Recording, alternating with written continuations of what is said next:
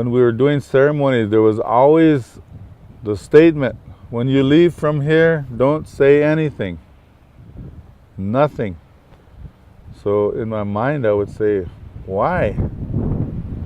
Why? But I wouldn't voice it.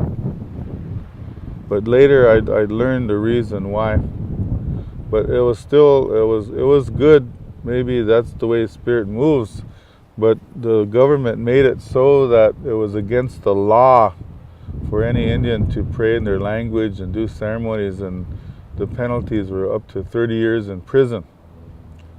And they created a prison. It was more like an insane asylum for the Indians in the United States, those that couldn't conform to the social ways of living, and those that couldn't conform to the religious ways of living.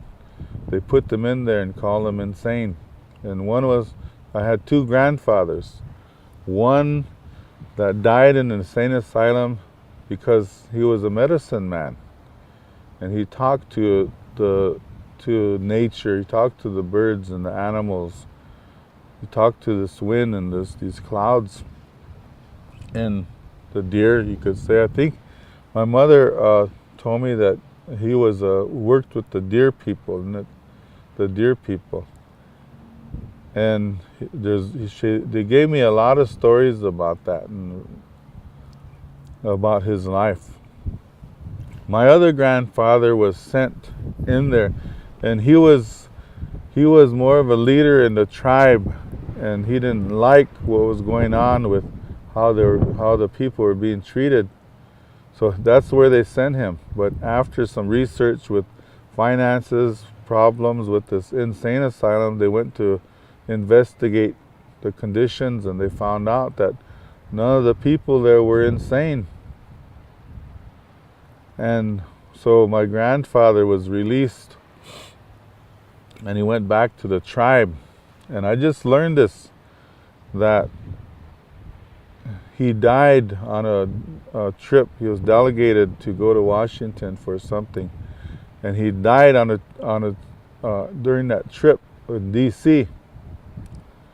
And they sent his body back without a brain. And we found out that there's over 16,000 Indian people that died over in the area of D.C., and their bodies were shipped out without brains. So we have somebody that's investigating and digging that stuff up right now at this time, and looking for the records, the medical records, and the cause of death on a lot of these Indian leaders. So that was the penalties to praying to God. So we didn't understand that at the time. Nobody told us anything. So we kept a lot of this information to ourselves. Now, Jimmy Carter passed this law in 1978 called the Freedom of Religion Act, which allows Indian people to pray to God and do ceremony. So it's very ironic that the United States, or this was built around the freedom of religion for a lot of people that were being very much abused over in England and all them other countries. So they came over here so they could practice their own belief systems. So we didn't say anything. Then after the Spirit gave us this information, then they told us to take it out. The way of the symbols, the way of the six-pointed star. And when we released them to the public, it drew in so many people from different walks of life, and it didn't matter.